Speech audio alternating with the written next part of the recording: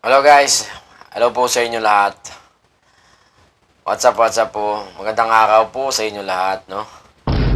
Meron pong video dito si Atty. Larry Godon at panoorin natin kung ano ang kanyang sinasabi, no? Para to sa mga DDS, DD-shot at Selamet. Ito. Ang sinasabi ni Attorney Sal Panelo Ah? na kaya daw ini-impeach si Sara ay dahil para mapigilan ang pagtakbo nito sa 2028. Naku, Weh, napaka lakas naman ng kanilang ilusyon. ilusyon. At the most, Eleksyon? So, ilan boto nila nung 2022, 2016, tsaka 2022? Ilan? 5 million. 5 billion? Nakakahiya naman. 5 million lang?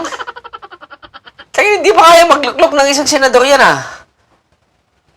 Usually, pag naka 5 million ka, nasa top 20 ka eh. Di ba? Paano na lang kung tunay na labanan talaga, di ba? Ilan kaya ang boto nila? Malamang mga 6 million siguro. May nadagdagan sila ng 1 million eh. Si Sal Panelo nga, Oh. kasama niya sa mga billboards, mga higanting billboard, mga poster, mga advertisement sa radyo at sa TV. At sinasabi na, Sal Panelo, panalo. Pero anong boto nakuha niya?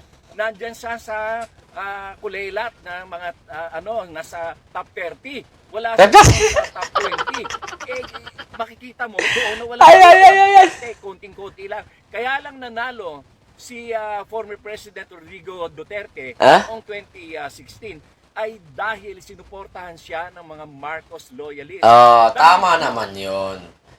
Wala tayong datos. Pero, marahil tama yon. Tamang-tama yon. Ha? Tama yun. Tamang. Hindi naman kilala si Duterte. Nagdabaw lang si Duterte noong 2016 eh. 2015, ano lang siya eh. Medyo umangat kasi umaten siya ng hearing. Nagbanta siyang papatay niya yung mga rice cartel na papasok ng Davao. Doon lang siya sumikat. Nakilala lang naman ng isang Duterte nung kinocover na siya eh. Hanggang Davao lang yun eh. Pag sinabi mong Marcos noong talagang kilala eh. Yung Duterte, late 2015 lang sumikat ng Duterte. Sabihin yung hindi. No choice. Alam mong iboto si Marrojas o kaya si Binay na parehong dilaw. Kaya binoto na lang si Duterte dahil nangako siya na ipapalibing niya ang the late President Marcos Sr. doon sa libingan ng mga bayani. Kaya yung mga Marcos loyalists bumoto sa kanya. Kaya tama. sabihin na maraming boto si Sara. At the most, 4 million to 5 million lamang ang makukuha niyang boto. Noong 2021, nagpa-survey ang Malacanang kung sino ang malalakas na kandidato. At ito ay pinasurvey nila, internal survey sa mga congressman. At ang lumabas doon, number 1 si BBM, number 2 si Lenny, number 3 si Isko, number 4 lang si Sara. Kaya nga siya hindi tumakbo. Kaya lang siya napilitang tumakbo na Vice President. Alam mo, talagang sinisequence nila yung yung survey nung mga sabi nila malakas daw si Duterte. Malakas daw si Sara. Natural!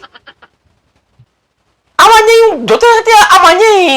Yung mga panahong 2021 eh, malakas pa si Digong noon eh, di ba? Kaya, ganun yun. Wala nga sa survey noon eh. 2021, wala si si Sara. Kaya nga hindi siya tumakbo eh. Binabaliktad nila. Ano ba naman yan? Talagang kayo eh, eksperto kayo sa mga palsipakado kasi kayo eh, mga Indo. Oh shit talaga. Oh, tuloy motor ni Gado. Huwag kang magalit. ay mananalo. Pero walang boto ang Duterte at the most 5 million ang makukuha nila. Kaya hindi dahilan niyang eleksyon sa 2028 para i-impeach si Sara dahil hindi naman siya mananalo. Yun yung mga maisog rally nila. Oo. Yung mga maisog rally, wala pang 300 ang nagpupunta. Oo. Ang karamihan pa doon ay mga paid vloggers at yung mga tauhan. Tama naman yun eh. Kung hindi pa nag-rally ang INC, hindi naman totally direktang suporta ang INC kay Sara eh. Kapayapaan ang gusto ng INC. Diba? Sumakay lang sila. Sinakyan ng mga fake vloggers, mga vloggers ni Sara, sinakyan ang INC rally nila. Ha? Sumakay sila doon. Sumakay din yung mga, si Sara sumakay din eh. Yung mga pambato ni Batong Senador, pambato ni Digong na Senador, sumakay din. Si Robby Padilla na Muslim, nandun eh. Anak ng iyawa. So, sinasakyan nila pag may mga malalaking rally kasi hindi yung mga Duterte na yan, hindi kayang maglunsad ng malaking rally. Diba? Kung pwede nga lang sakyan nila yung nasakyan eh, sasakyan nila yung ay prosesyon ng Nazareno eh. Kaya lang, hindi nila ginawa kasi nga, alam nilang mapapahiya sila. Diba? Alam nilang taong-taong ginagawa yon. Ngayon, ang sinakyan nila yung rally ng INC. Hindi nga nila kayang punuin ang EDSA Shrine na hirap silang maghakot. Diba? Yung overpass nga na sa EDSA Shrine, hindi nila magawang mapuno. Diba? Hindi nga nila gawing kayang pagtrapikin dyan eh. Kasi kaya pa ng mga liberal party, mga kinos, di ba? Pero yung mga Duterte, hindi nila kaya yung EDSA. Hindi nila kaya punuin yung EDSA Shrine. Si Kwenta nga lang pumunta dyan eh. Hindi pa pinakakuha ng 250, hindi sila pupunta dyan eh.